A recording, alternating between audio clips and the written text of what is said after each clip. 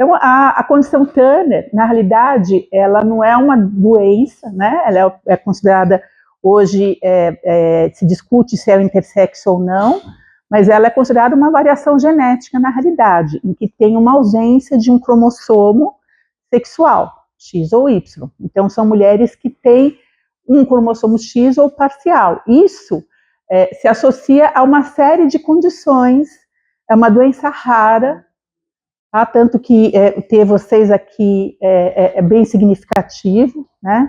É previsto que em São Paulo, na cidade toda, a gente tenha cerca de 3.000 mulheres Turners, muitas não são diagnosticadas, por isso que esses eventos são interessantes, para a gente divulgar o conhecimento dessa doença e as pacientes conseguirem ter mais diagnóstico e melhorar a sua forma de segmento. Tá? 3.000 na cidade de São Paulo. Uma a cada 2.000 mulheres nascidas vivas, mais ou menos. Tá? Então, é pouco, né? Considerando uma população de 20 milhões, é pouco. Então, os cuidados que tem que ser, começa na gestação.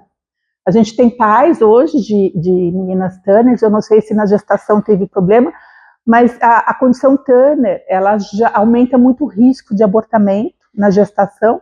Então, eu falo que quando vocês nascem, vocês são já vitoriosas, porque a mortalidade intragestacional é de 90% a 95%, tá? É bem alta.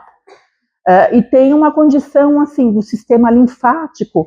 Então, mesmo durante a gestação, pode aumentar a quantidade de linfa. Então, a mãe pode aumentar bastante o líquido amniótico, pode ter alteração no teste da nuquinha, o bebezinho nasce com a mãozinha, o pezinho inchadinho, que é o maior sinal, o sinal mais comum da síndrome de Turner. Muitas de vocês devem ter acontecido isso. Tá? Mas quando nasce uma criança normal, menina, né, com toda a formação de menina, e nasce de tamanho normal, só que pode ser mais inchadinho. Quando vem esse linfedema, que a gente chama, o pezinho bem fofinho, o pediatra alerta, ele já vai atrás do cariótipo. Tem outros sinais que podem estar associados, né, que é a implantação baixa de cabelo, o pescoço mais falado, hoje não usa mais tanto. Aí o tamanho é normal, né, mas pode ter alterações ósseas esperadas, pode ter alterações cardíacas, pode ter coartação de aorta, pode ser sopro no coração. Então, ao diagnóstico, o médico tem que ter alguns cuidados. Ele tem que fazer, quando faz o diagnóstico, ele tem que fazer um ultrassom para ver o rim, que pode ter alteração, tem que fazer um ecocardiograma para ver o coração, né? Porque o coração tem doenças congênitas que têm potencial grave. Então, por exemplo, coartação de aorta é a alteração congênita mais comum que represente gravidade, apesar de que existe também uma alteração na válvula do coração, que é a válvula aórtica. Essa alteração, ela não tem nenhum impacto assim, patológico de causar doença, ela pode ter só lá no final da vida, a longo prazo. Mas de todas as pacientes que a gente tem aqui, Turner, a gente nunca viu, é raro, tá? Isso é ao nascimento. Então, ao nascimento, uma criança com um tratamento normal. Quando é feito o diagnóstico, já se vai atrás para ver se tem essas alterações no coração e no rim. Às vezes, pode ter o palato em ogiva, o pescoço mais curto, e isso pode facilitar mais ronco, e pode facilitar a dificuldade, a respiração. Então, o pediatra alerta, ele pode orientar a mãe nesse sentido. Isso ao nascimento. Alimentação tudo normal, segmento tudo normal. Na infância, em torno de 3 anos de idade, começa a ter a alteração do crescimento. Porque pela essa variação do cromossomo, falta um pouco o gene responsável pelo crescimento. Então, a estatura fica menor, a altura, né? Então, é uma característica de vocês terem altura menor, e essa é a característica mais comum. Representa alguma gravidade isso? Não, isso não significa doença nenhuma. Mas o que acontece com as meninas Turners, e os pais têm que estar alerta, é que como elas ficam pequenas, o tratamento da família perante elas tende a ser um pouco mais infantilizado, porque elas sempre são pequenas. E, na realidade, a gente tem que separar o desenvolvimento emocional do desenvolvimento estatural, que nas mulheres Turners é um pouco menor. Então isso é bom, fica como um alerta para os pais, né? Na infância também, quando começa a ter essa alteração de crescimento, a gente pode usar hormônio de crescimento. O SUS é aprovado, graças à doutora Ieda Revereschi, que hoje vai ser homenageada por vocês no final. O SUS dá o hormônio de crescimento também para a condição Turner, que é um tratamento caro, é uma injeção e tem que ter um acompanhamento num serviço específico. Tá? Então, a gente recebe muita paciente que faz até segmento com um médico particular e que vem fazer com a gente para poder receber o hormônio de crescimento, que é caro. Ele sai em torno de 2, 3 mil reais por mês. E a gente vai seguindo com o hormônio de crescimento. Tá? Na infância, existe um risco maior de doenças autoimunes, e são doenças que podem ser comuns na criança. Então, problema de tireoide, tireoidite de Hashimoto, que a gente chama, pode dar hipotireoidismo, pode cursar com diabetes que precisa de insulina, o diabetes tipo 1. Desculpa, gente, minha mãe. Pode cursar com diabetes tipo 1, pode cursar com uma doença que é intestinal, que chama doença celíaca, que é intolerância ao glúten. E isso, a gente fica alerta, porque pode ser um fator que afete também o crescimento. Tá? Então, a doença celíaca, ela é responsável por baixa estatura em crianças não Turner, então pode comprometer a menina Turner, e ela tem uma prevalência maior. Então, assim, a doença celíaca, ela pode cursar com distensão abdominal, com episódios de diarreia, eventualmente com episódios de obstipação, do intestino ficar preso, distendido, principalmente quando come alimentos com glúten, que são os derivados de trigo, tipo pães. Tem muita coisa que tem glúten, né? Algumas farinhas, então tem que tomar cuidado. Só que não é para todo mundo tirar o glúten, é para tirar o glúten quando é confirmado pelo médico a doença celíaca, tá? Porque a alimentação com glúten faz parte da história da humanidade, não tem por que tirar, fica muito restrito, fica uma dieta mais restrita. Então, isso na infância. Quando chega na adolescência, então, aos 12 anos de idade, por que 12 anos? 12 anos é a média da primeira menstruação aqui no Brasil. Nos Estados Unidos é um pouco antes, aos 11 anos. Aqui a gente começa um pouco mais tardio, porque tem diferenças populacionais. Então a gente respeita a nossa população. Aos 12 anos de idade, se não tiver tido nenhuma manifestação de puberdade, o que é isso? É o crescimento da mama, o crescimento de pelos, tá? A gente começa com reposição hormonal. Já tem no diagnóstico, a gente começa com... a gente tenta repor o hormônio numa dose pequena inicialmente e tenta mimetizar uma evolução puberal normal. Tá? Então, a gente começa com estrógeno e quando tem o primeiro sangramento, que a gente chama de estreia funcional, a gente associa a progesterona junto. Então, isso é na época da adolescência. Tem vários tipos de reposição hormonal e aqui no Brasil a gente tem um monte de dificuldade, porque às vezes esses hormônios eles saem, sabe? Saem de circulação, infelizmente, condição do subdesenvolvimento, é duro. Aí a gente fica recebendo um monte de paciente desesperada que não está conseguindo achar seu hormônio. Uma outra coisa que a gente tem que prestar atenção quando a gente faz essa reposição é o tipo de progesterona. A gente tem estudos aqui feitos com vocês que mostra que o tipo de progesterona faz diferença no aumento de peso. A obesidade, ela é uma condição que é mais comum nas meninas Turner também, tá? Não tanto na infância, mas pode ser desde a infância e na vida adulta também. Eu vou comentar mais sobre ela na vida adulta. Então, a gente tem que tomar cuidado quando a gente está fazendo a reposição hormonal e observar muito a evolução tanto da altura quanto do peso, porque a gente tem que evitar ao máximo o descontrole do peso em vocês pelos riscos que acarreta. Então, a gente começa a reposição hormonal. Uma outra coisa que é importante lembrar da reposição hormonal são os fatores de risco, né? Então, a gente já teve meninas aqui que tiveram trombose associada à reposição hormonal. Só que nenhuma mulher que tem trombose, são tirados os ovários dela. Então, geralmente, os casos que a gente teve de trombose no nosso ambulatório, eles foram associados ao tabagismo. O tabagismo aumenta muito o risco de trombose. E lembra que não é só o tabagista, a pessoa ser tabagista, é o fumante passivo também. Se tem alguém na família que fuma na casa, aumenta o risco de trombose.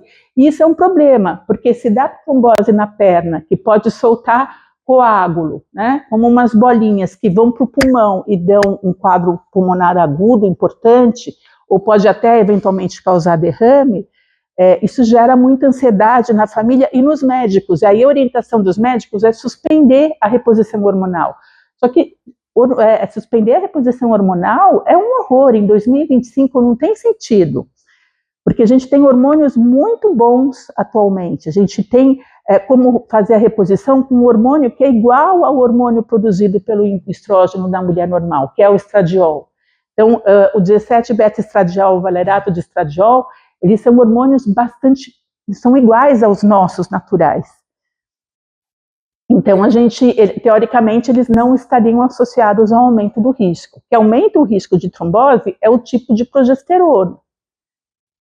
Então, a gente tenta usar uma progesterona progesterona natural, assim. E tem um tipo de reposição que se usou muito no passado, que é o principal componente dos anticoncepcionais atuais, que é o etinil-estradiol, que tem na maior parte das pílulas atuais. E pelo risco de trombose, a gente não deixa as nossas meninas Turner usarem o etinil-estradiol, tá?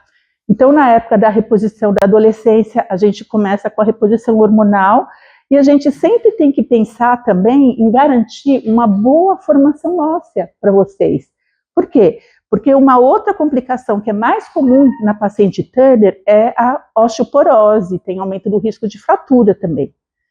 Então, a gente pede para ter uma boa ingestão de cálcio, a gente sempre fica perguntando quanto que toma de leite, faz o inquérito alimentar, se toma sol, a gente mensura a vitamina D, a maior parte das nossas meninas, ninguém toma sol em São Paulo, né, infelizmente, ninguém sai meio-dia para tomar 15 minutos de sol 3 vezes por semana com exposição de braços e pernas. Em São Paulo é impossível.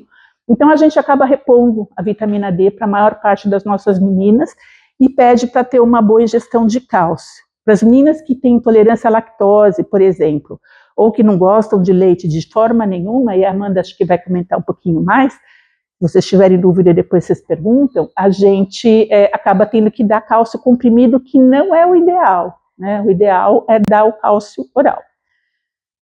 Depois dos 30 anos, depois dessa fase de indução de puberdade, a gente também vai monitorando o tamanho do útero. Porque se eventualmente a menina Turner quiser gestar, ela tem que ter um útero de bom tamanho. Fora que um tamanho de útero adequado, e vocês têm um útero igual a das mulheres não Turner, o volume médio é 60 centímetros cúbicos, que é normal, se eventualmente quiser gestar, ela tem que ter um útero bem formado, senão não dá, tá? Nessa fase também, quando a mulher começa a ter a vida sexual ativa, a gente orienta algumas formas de contracepção. Existe a chance de engravidar? Então, é muito difícil. Teoricamente, não, tá? Mas a gente tem experiência aqui de pacientes que a gente jurava que elas jamais engravidariam e engravidam.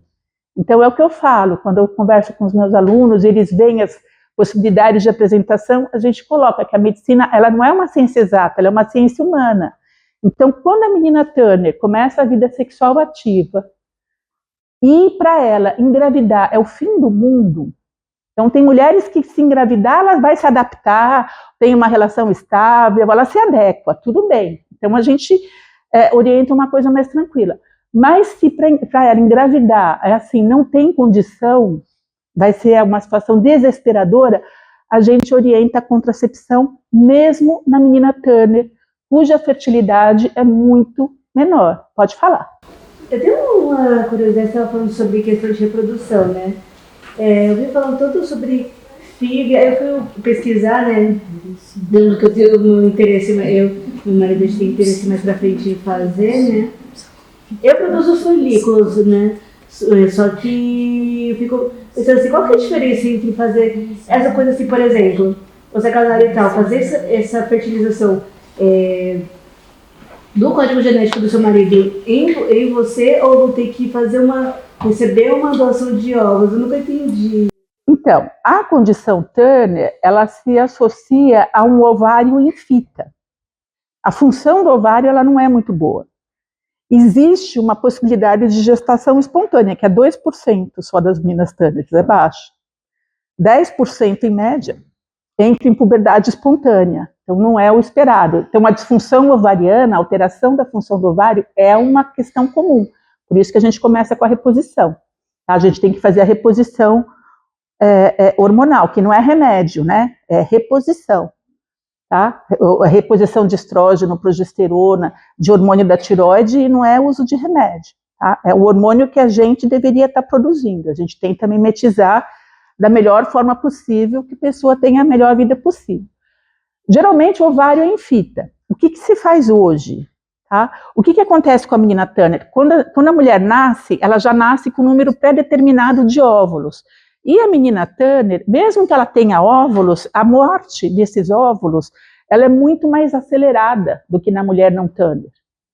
Então, hoje, na Europa, quando a gente tem a possibilidade, ao diagnóstico, no começo da adolescência, se tiver um ovário que não seja em fita, a gente sugere que faça congelamento de óvulo, tá? Por quê? Porque se passa muito tempo, a tendência é que esses óvulos, eles desapareçam.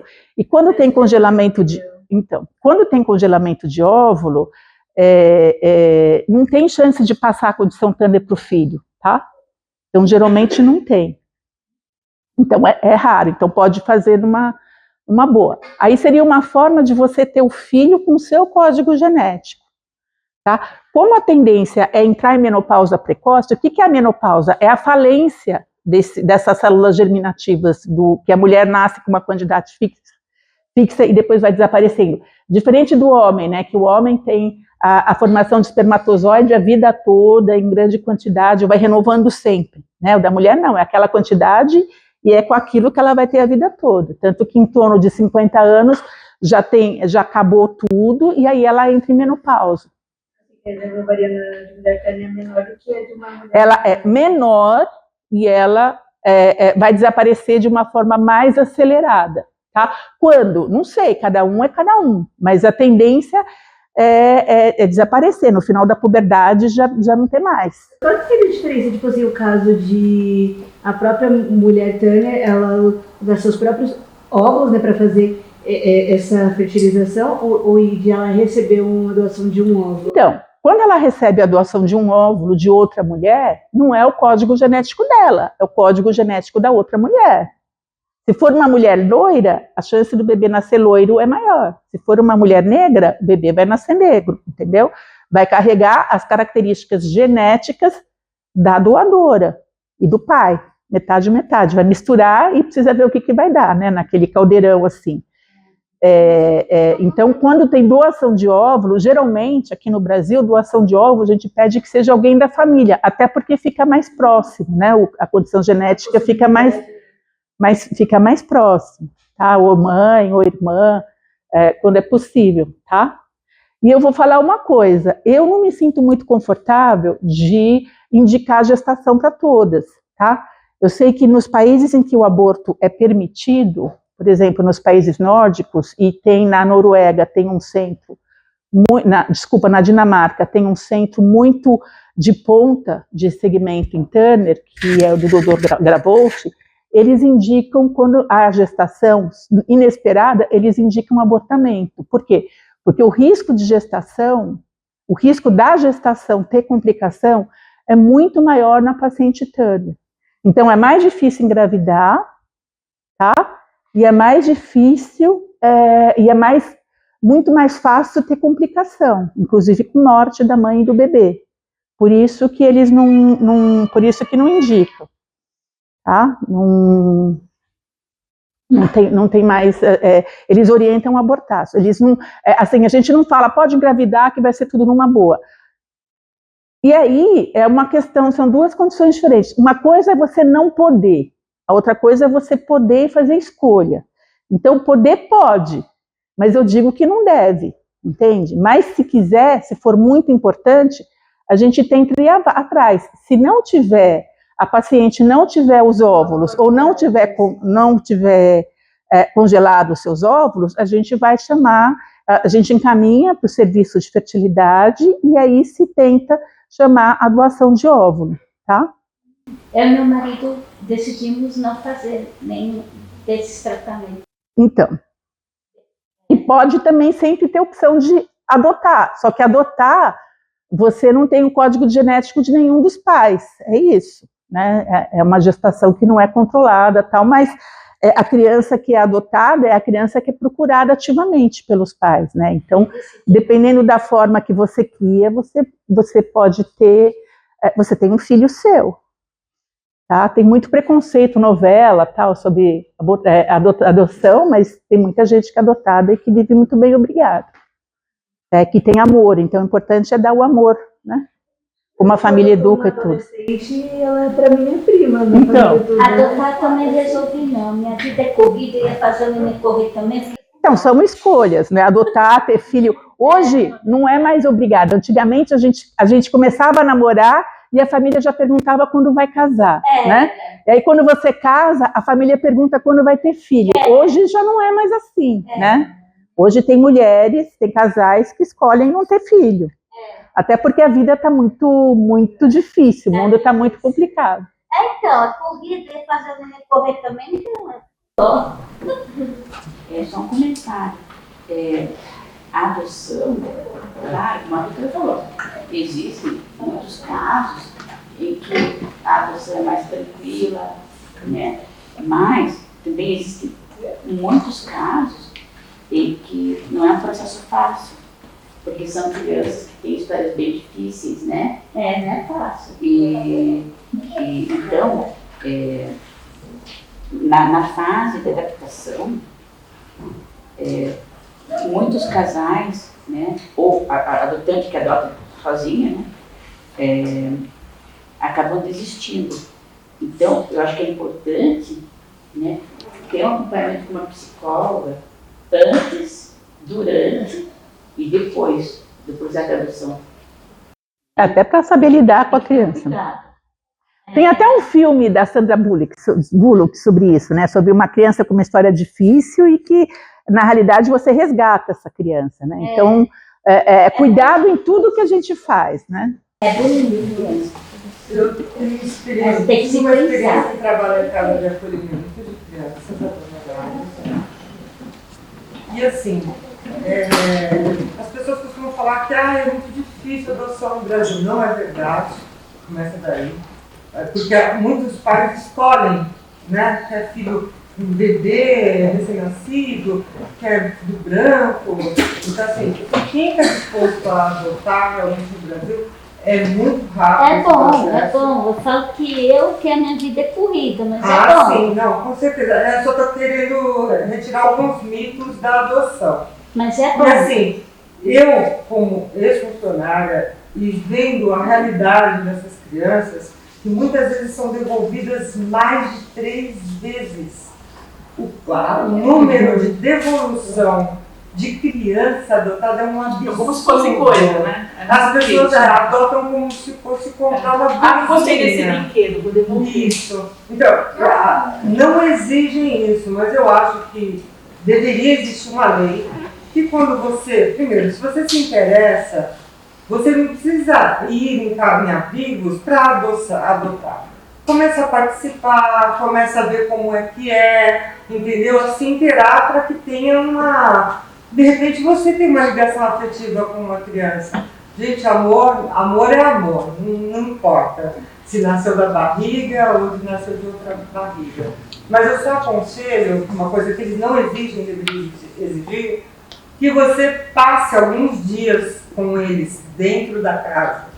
Porque essas crianças têm uma dinâmica complicada e que, por causa disso, o número de devolução é muito grande.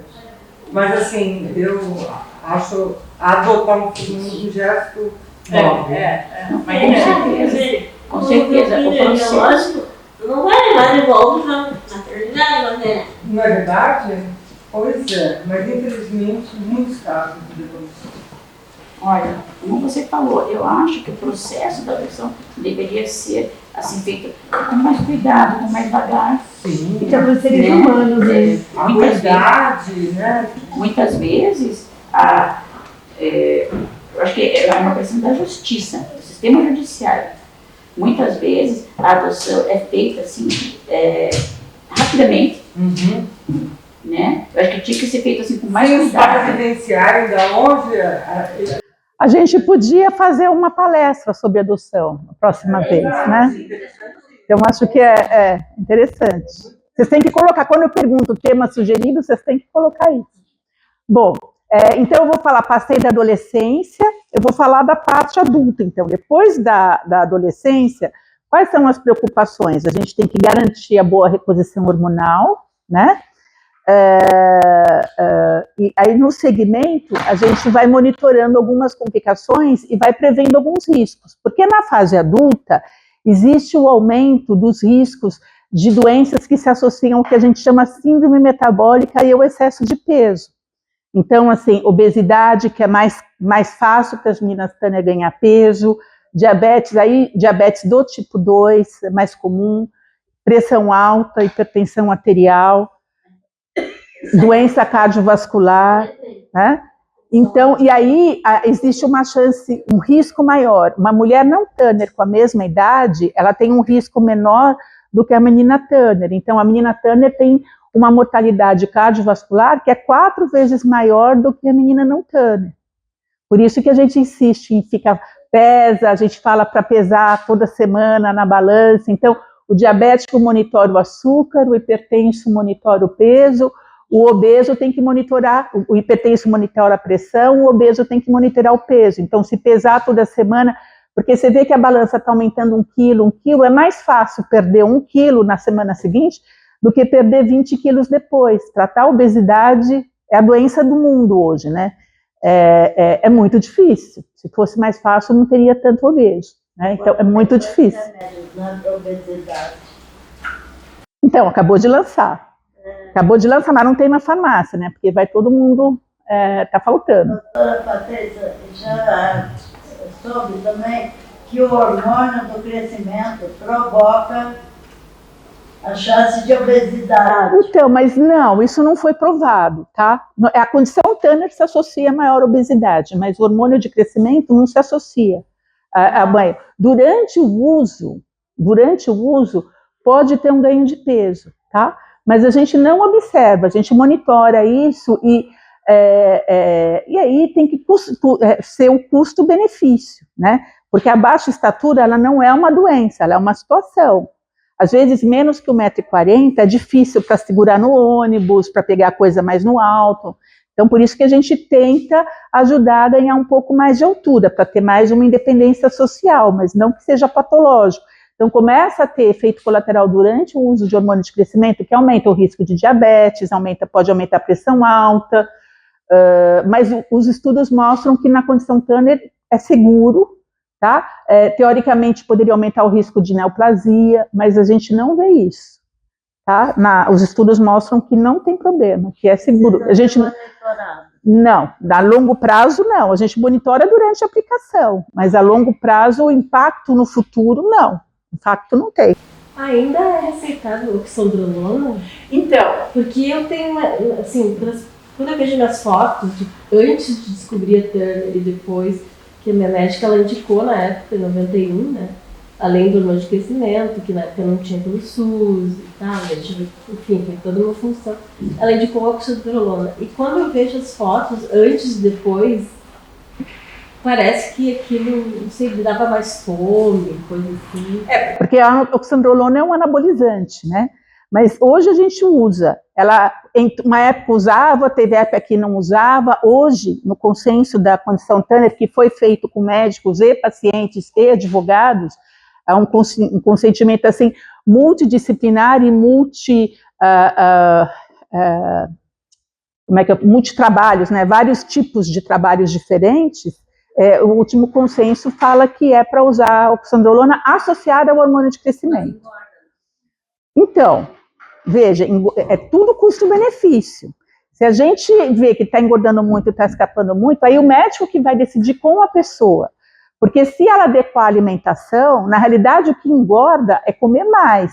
Se você tem um hormônio que ajuda Você tem uma medicação que é anabolizante e que te faz ter mais fome, e você Controla o peso, tem que se repensar. Eu nunca tomei esse. A médica na minha época. Então, é que houve época que não se dava. Ela ficou natação. Isso, vai crescer mais. Natação. Atividade física, bastante exercício que fecha, ajuda a ganhar um pouco mais de altura no final, bastante. Mas, doutora Patrícia, eu tenho uma visão, eles fazem você reter mais líquido que faz você aumentar um pouco mais de líquido.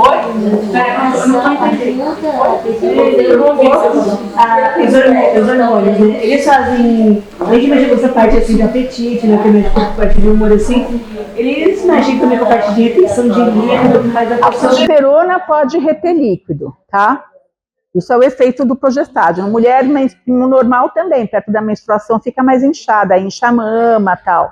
Mas isso o hormônio, ele é fundamental, principalmente para garantir a vitalidade da pessoa, tá? Fora assim que o estrógeno, se eu falo que tem aumento do risco de infarto, né? O hormônio feminino, ele protege a mulher de ter infarto, tá? Então, ele é protetor. Então, além da vitalidade, ele protege o risco de infarto, protege o risco de pressão alta, de complicações, ele ajuda a ganhar menos peso, tá?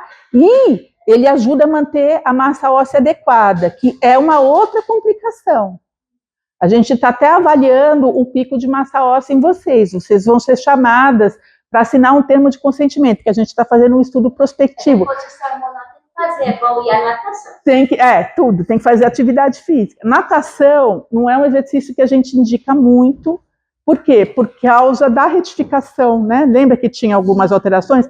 Então, tem uma retificação do ouvido externo, da orelha externa, e que facilita entrar água e facilita ter otite, que é uma das complicações da condição tânia.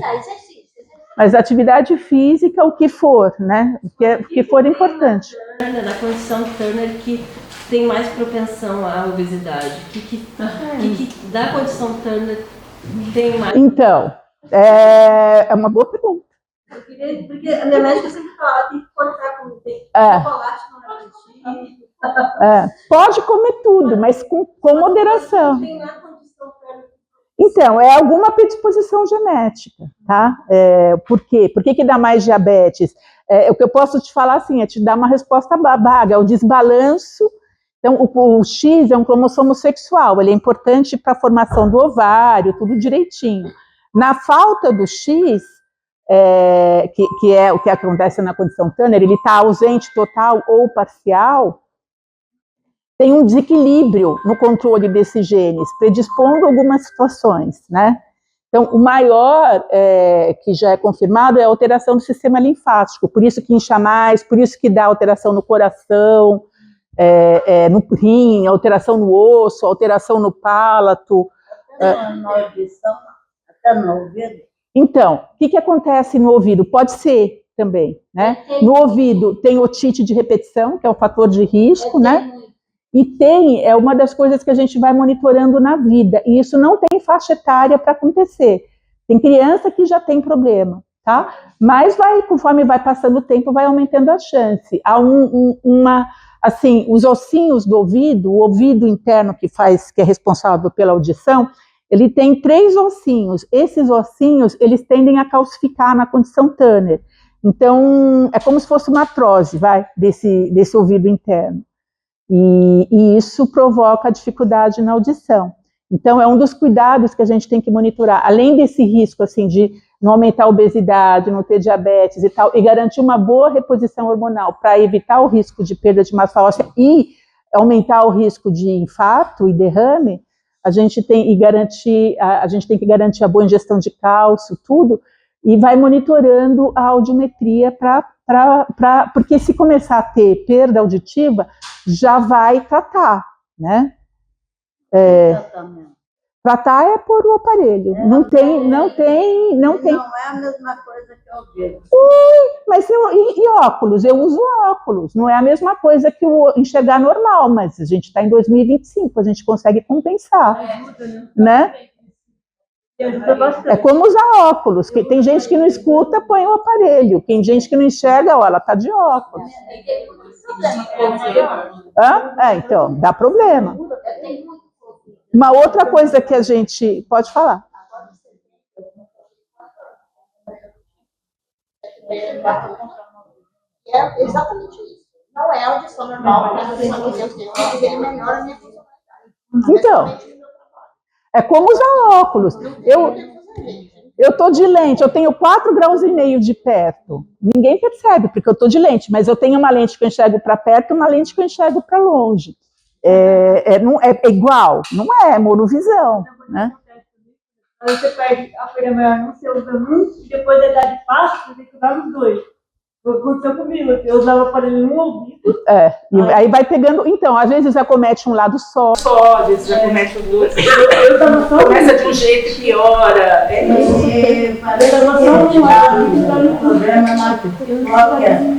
A cóclea é onde ficam esses três, esses objetivos.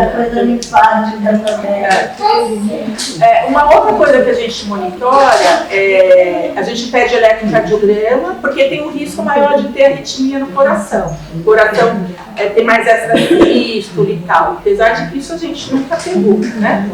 E a gente monitora também, a gente pede um ecocardiograma para calcular o índice aórtico. Muitas de vocês já viram isso. E isso é fora do padrão, né? Quando a gente pede ecocardiograma, o médico mede a aorta na raiz.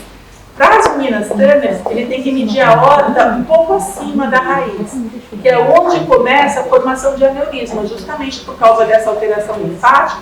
Então tem uma fragilidade vascular, e a aorta, que é a artéria que sai do coração, é a principal e que recebe toda a força do batimento cardíaco, ela pode ter uma fragilidade na parede e pode dilatar. Então é isso que a gente vai monitorando através do índice aórtico. É um outro cuidado que tem na condição Turner. Por isso que a menina Turner tem que ter um segmento, um serviço que tenha experiência em lidar com elas e consiga monitorar todas essas complicações. E é legal vocês terem consciência disso, até para perguntar para o médico e tal, né, e procurar.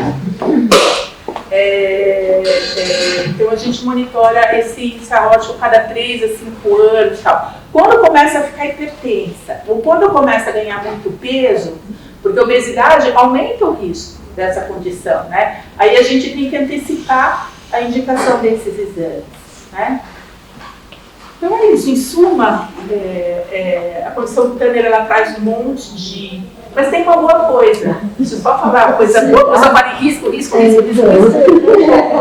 A chance de ter câncer de mama na menina Turner, ela é muito menor do que a menina. Tá vendo? Vai ter câncer. Então, na hora de fazer reposição até na menopausa, faz mais tranquila do que a mulher não Turner. Doutora, mas já tem câncer ainda, mamoplastia. Então, mamoplastia, né? Isso aí é muito familiar, é muito individual, pode fazer. Dando bem, se tiver pressão alta, se tiver diabetes, dando bem, como qualquer mulher, né? E que se quiser fazer, pode fazer. Tanto para colocar prótese, como para fazer redução de mama para quem quiser. Eu já fiz redução uma vez e quero fazer segunda. Então, isso aí é de cada um, né? Cada mulher tem que... É uma escolha pessoal, né? Tem mulher que não tem nada de mama e que está muito bem assim, muito bem obrigada. Tem mulher que fica extremamente infeliz. Então, isso vai de cada um. Em suma, além desses cuidados, o objetivo da gente sempre é garantir uma boa saúde para vocês, que vocês tenham uma boa saúde e uma boa qualidade de vida. E a ideia desses eventos é empoderar vocês no conhecimento para divulgar, né, chamar atenção para algumas coisas e para que a gente tenha uma vida saudável e feliz, né, adequada. Existe um momento na vida da mulher que ela é mais velha, assim, que ela vai começar a reduzir essa reposição hormonal e até parar ou não? Então, essa é uma pergunta que não tem uma resposta, né? Cada caso é um caso. Teoricamente, a menopausa na mulher, é aos 50 anos em média, tá? Então, quando a mulher chega com 50 anos, a gente tem que pensar se vai continuar a reposição ou não. Entendi. E aí você tem uma questão, né? Porque, assim, é natural a mulher entrar em menopausa ficar sem hormônio? Então, natural é morar na caverna, andar descalço e passar para comer. Então, a gente não vive de forma natural. Quando você usa roupa, quando você usa celular, você assiste televisão, você não vive, a gente vive de uma forma completamente adequada. Então, por que a menopausa na mulher tem que ser esperada como natural? Porque tem mulher que entra na menopausa e fica em desespero, tem mulher que entra na menopausa e dá graças a Deus, né? Então, tem que ver cada um. Quando que a gente vai parar a reposição na Mina Turner? Olha, se tem mais risco de ter infarto, mais risco de ter derrame que a população geral, e a gente sabe que o estrógeno é protetor, que tem menos risco de câncer de mama, a gente tende atualmente a manter. A gente não suspende. A gente só suspende se a pessoa fala, não quero mais, eu quero ir na menopausa, já estou cansada e tal. Aí a gente suspende. Sendo que atualmente você pode fazer reposição hormonal sem menstruar, né? A gente pode deixar um DIU com progestagem, usar só o estrógeno, é a forma mais moderna, digamos assim, de fazer a reposição hormonal. E é um estrógeno que é igual ao seu, a única coisa é que a gente, com a idade, diminui a necessidade, a gente tende a usar uma dose menor. Só que quando a pessoa para de tomar, às vezes a gente recebe paciente de forma mais tardia, ela ficou mais de 4, 5 anos sem menopausa, sem tomar hormônio, aí a gente não tende a reintroduzir. Porque o risco de reintroduzir, aí começa a aumentar o risco de trombose, assim, porque a gente tem uma pessoa com mais idade, não uma criança, né? Então a gente tende a não reintroduzir. Se ficou sem, vai continuar sem. Mas hoje a tendência é a gente não ter. Mas a reposição hormonal aumenta o risco do câncer de mama? Aumenta muito pouco, tá? Então, aí a gente tem uma questão de preconceito, né, que é fisiológico, entrar na menopausa. A reposição hormonal, pelo maior estudo feito, ela aumenta em 30%, em 1,3 vezes o risco de câncer de mama. Mas não aumenta a mortalidade é menor, tá? A obesidade, que é mais comum na condição Turner, aumenta em 10 vezes o risco de câncer de mama. Então a mulherada toda fica com medo de fazer reposição hormonal, mas não fica com medo de ser obesa. O paradigma está errado, gente. Aí você tem alguma coisa aí que não está indo bem, né? No medo. Tem que ter medo de ganhar peso. Se tem medo de ter câncer de mama, não fique obeso. Porque tem. Aí, principalmente os pacientes obesas, Turner, a gente começa a monitorar mais precoce. Mas, como a exposição ao estrógeno e progesterona é menor, né, o risco na condição Turner também é menor. Oi. Então, eu quero falar que eu estou com 75 e ainda faço reconstrução. Principalmente o endócrino, que ajuda a cabeça também. Então, aí tá. Então, tem mulheres que têm, graças a Deus, tem mulheres que têm perda de memória, tem depressão, tem fogacho, que não dorme, que aumenta peso quando falta o hormônio. Né? Então, e aumenta muito o risco de infarto. Né? A mulher, quando entra em menopausa, o risco de infartar fica igual ao do homem. Antes da menopausa, não, é bastante inferior. Então, acho que é isso, né? Senão a gente vai ficar aqui a manhã toda discutindo. Só uma pergunta bem rápida. No caso, por haver uma condição do cromossomo, né? Elas nascem com essa condição, não interfere ou interfere mais nas heranças genéticas? Então, dos pais. Como assim? É da mesma forma, para quem não tem Turner, quem tem Turner, poder herda não, a condição Turner. da família. A condição Turner, ela acontece na formação do bebê, tá? Na embriogênese, depois da anidação. Tá? Eu não fiz claro. Por exemplo, uma menina, uma mulher que tem síndrome de Turner, ela tem as mesmas condições, como é que eu falo? Tendência a ter as doenças genéticas da família. O código genético é o mesmo. Não. A gente tem 46 cromossomos, tá? A paciente Turner, ela, que é a mulher também, não é mais paciente, né? A gente fala paciente porque médico tem esses jargões, mas não é. E na realidade não é ter síndrome de Turner, é ser, tá na sua carga genética, você é assim, né? E você herda toda a carga genética que vem dos seus pais.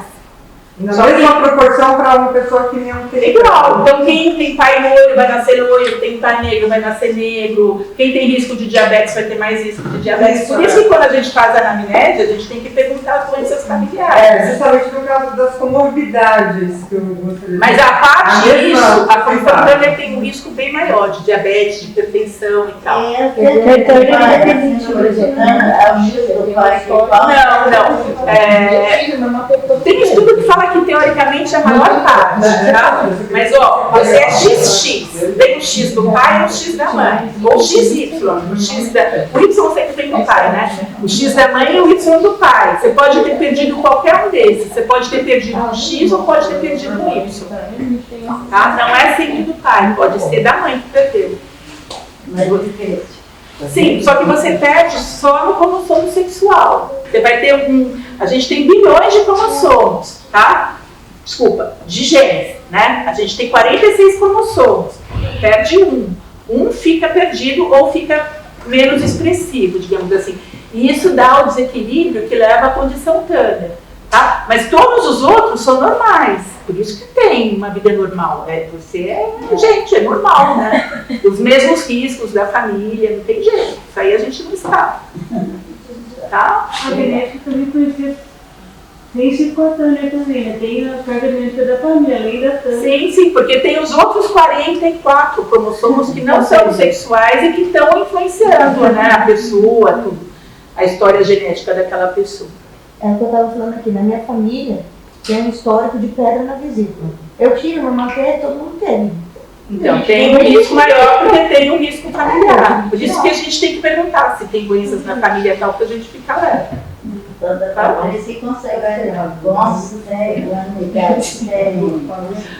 consanguinidade não é fator de risco para síndrome de Turner, tá? É fator de risco para juntar alguns genes ruins e aí ter mais risco de algumas doenças, né? Por isso que se recomenda uma diversidade genética maior, não ter consanguinidade. Mas não tem nada a ver com a condição Turner e consanguinidade. Tá? Não, tem doenças que têm associação. Não é por isso que você teve Turner. Tá? Certo? No desenvolvimento do cérebro, né? Principalmente assim, durante a adolescência. Qualquer dos hormônios é importante. É muito importante. Muito importante. O seu desenvolvimento, para a sua formação de massa óssea, para a diferenciação dos caracteres sexuais, aumento de mama, aumento de útero, a questão da sexualidade, humor, vitalidade, é tudo, hormônio é tudo, né? Imagina alguma coisa que mexe com a sua vitalidade, é tudo. Então é isso que eu tinha para falar.